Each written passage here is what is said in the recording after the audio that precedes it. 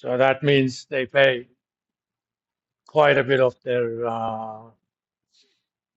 net income as dividends, which pretty much tells you that their internal growth rate is not going to be very high, and it's not. Okay, because the assumption is you're not using any external resources. If you're distributing pretty much everything you made, the internal resource you generated is not much. In fact, if a firm has 100% dividend payout ratio, their internal growth rate is going to be precisely zero. The second growth rate we're going to talk about is sustainable growth rate.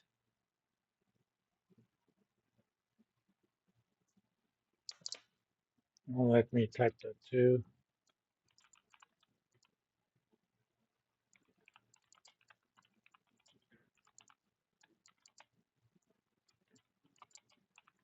Max growth can be achieved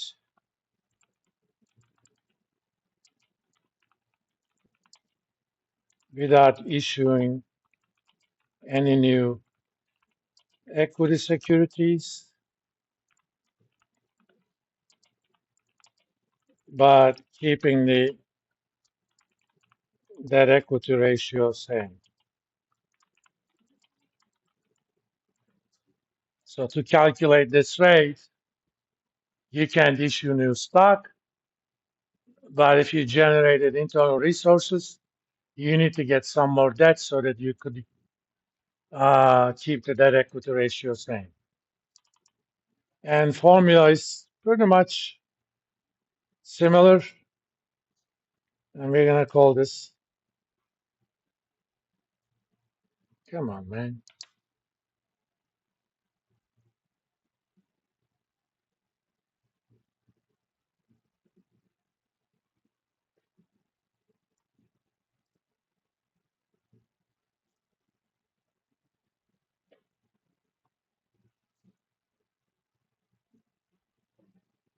Sustainable growth rate.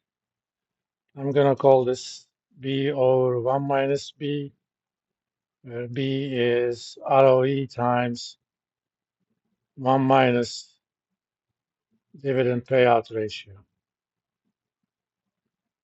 So it's almost like the internal growth rate, except instead of return on assets, we're going to use return on equity,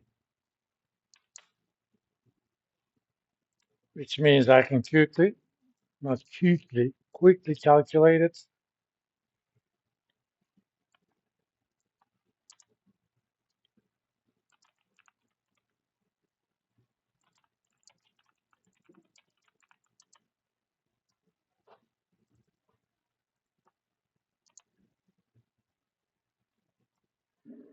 ROE times 1 minus dividend payout divided by 1 minus ROE times 1 minus dividend payout. Again, no reason to expect that ratio to be particularly high since they're distributing pretty much everything. And let's calculate the same thing for,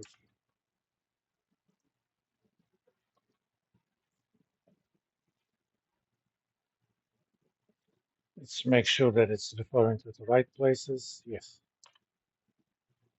But in the case of Delta, it's pretty high because Delta has a lot of leverage, which means relative to return on assets, return on equity is very high.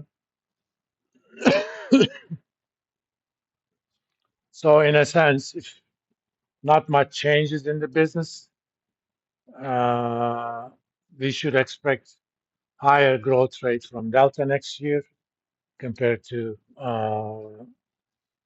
Southwest Airlines. Why? Because they're not distributing much of their income, plus they have higher leverage. These are not necessarily predictors of The growth next year is just say, what's the maximum you can achieve under certain kind of scenarios? These are going to kind of come up when we're doing equity valuation a little bit. Let's move on to price multiples.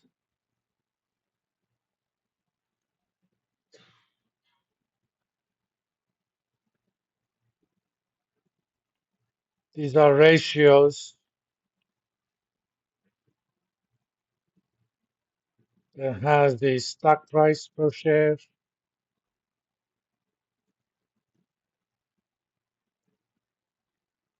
in the numerator, not necessarily by itself, but somewhere in there, and earnings of some form, not necessarily earnings, but let's leave it at that. The mother of all those price multiples is price earnings ratio,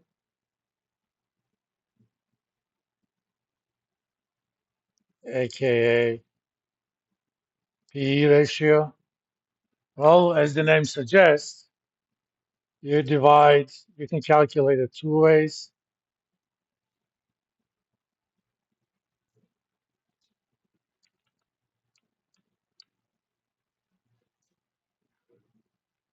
Price per share divided by earnings per share, or market capitalization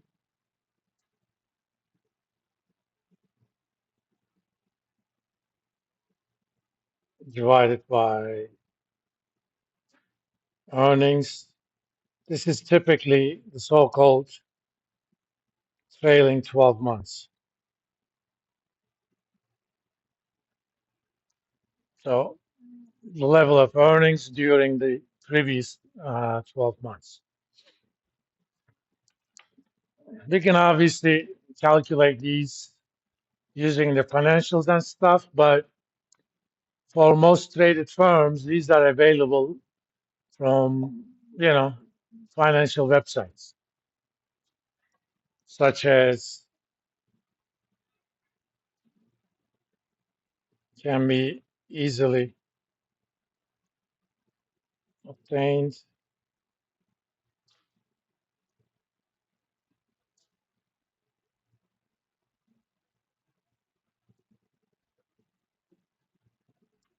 such as financeyahoo.com. Doesn't mean you have to use that. Other resources would give you the same thing. Examples versus.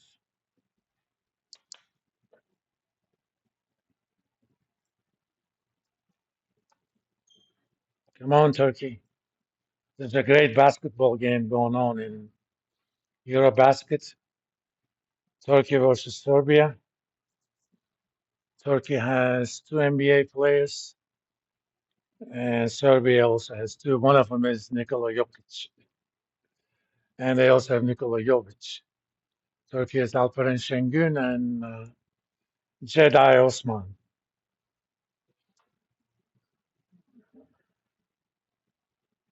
Let me see. Alperen, almost a triple double. 11 rebounds, 8 assists. Let's look at Jokic. Eh, we'll see.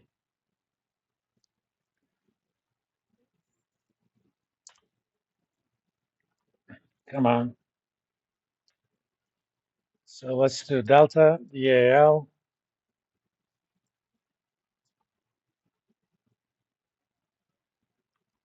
I'm going to actually copy this, create a new one,